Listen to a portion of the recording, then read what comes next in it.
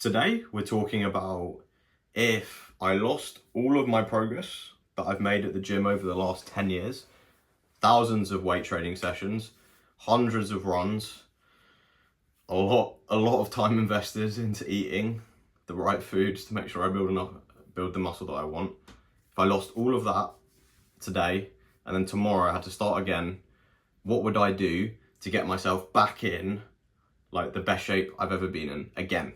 Like, how would I get jacked again? That's what we're going to talk about. Quick story.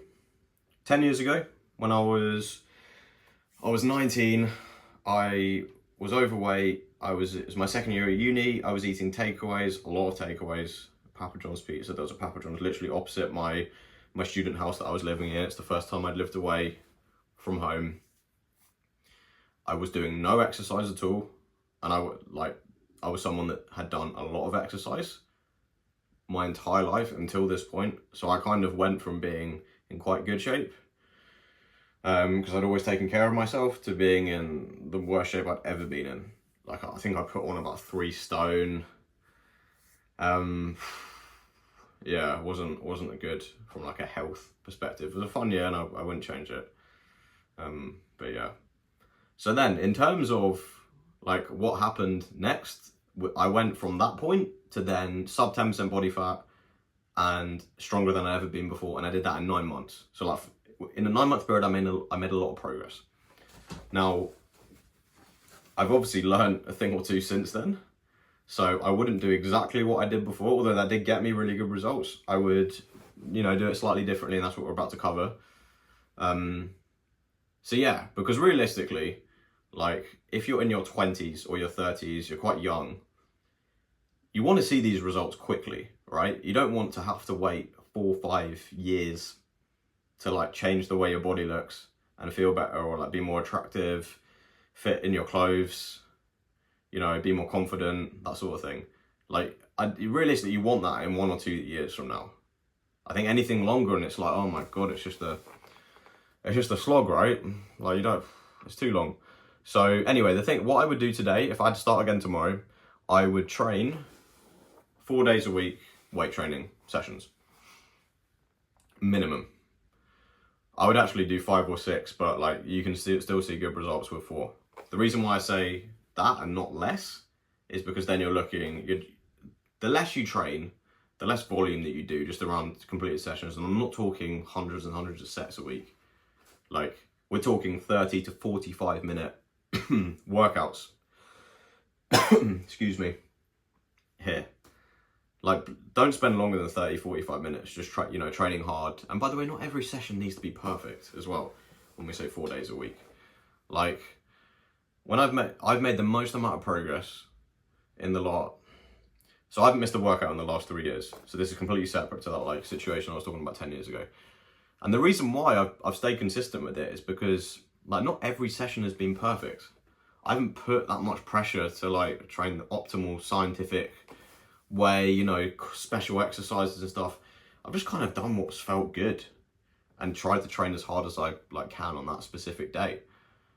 And like, it's not overcomplicated, right? But you do need to stick to it because it's a marathon, not sprint. So yeah, 4 days a week of weight training. And in terms of split, it does not matter. Push, pull legs, bro split, upper, lower, full body. I've tried them all, they all work. Please understand this.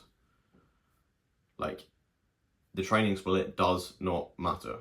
Because whatever you pick, it's about how much you stick to it. Alright, you don't have to train to failure every single set. You can just rock up and have a half-hour session sometimes. But realistically, if you don't feel like going, and then you manage to haul yourself to the gym, like, you're not just going to sit on a bike, are you, for an hour and not work out? Like, no one's ever turned up to I've never turned up to the gym and just not worked out, and you haven't either. So it's kind of about reducing, like, if you want to, like, honestly, the best advice I could give you about consistency and just making sure you don't skip sessions is reducing the barriers that stop you from turning up in the first place. Is it that you have to be wearing, like, there's certain clothes that you just like working out in, so you need to make sure they're washed and ready for you to wear? Is it that you don't like taking a massive bag, getting changed in the gym, opening the locker, putting it in there, then padlocking it, and then having to do it all over again when you finish the session. That's like 10 minutes onto it, doesn't it, in reality?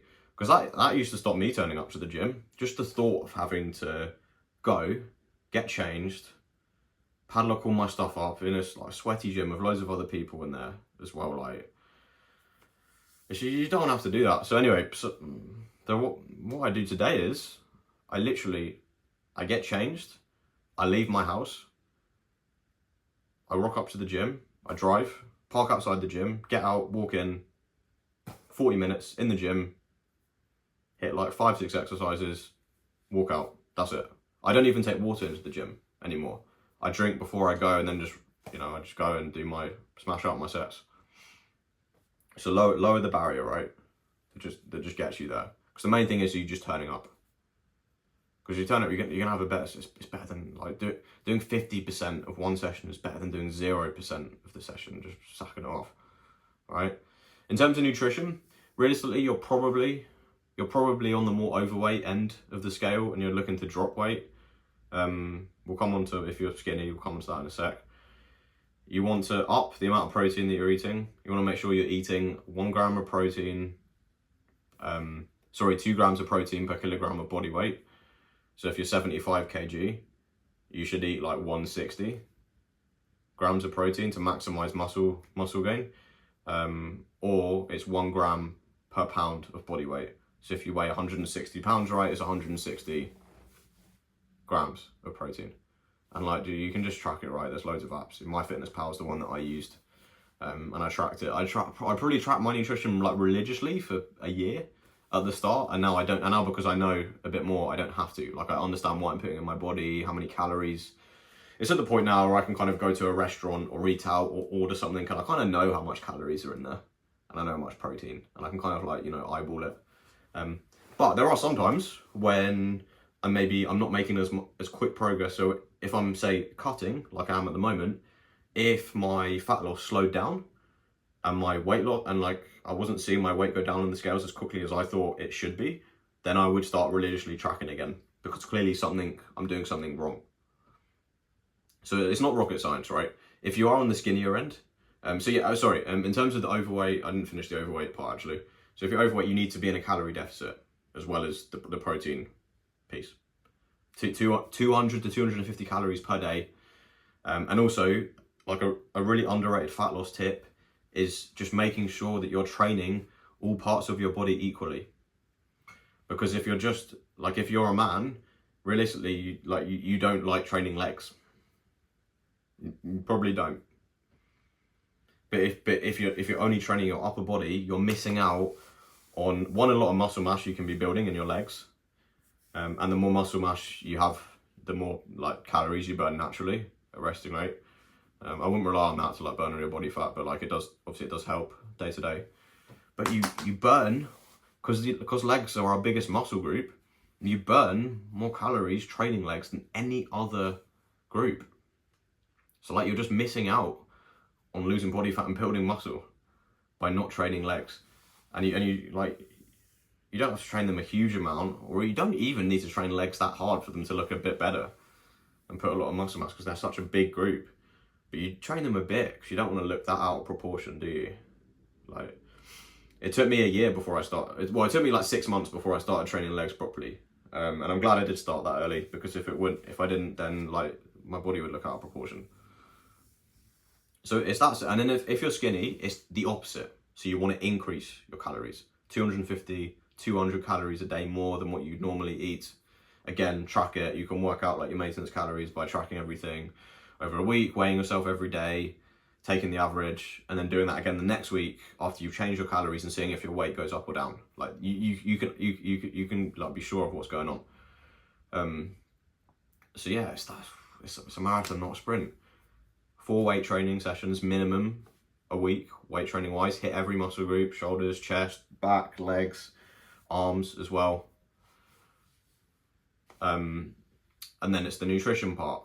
So if you're overweight, reduce your calories, eat more protein. If you're underweight, increase your calories and eat more protein. Keep it up for a year and you will look completely different. It's just making sure you stick to it. That's literally it. 9 months to a year and you can completely change the way you look and feel.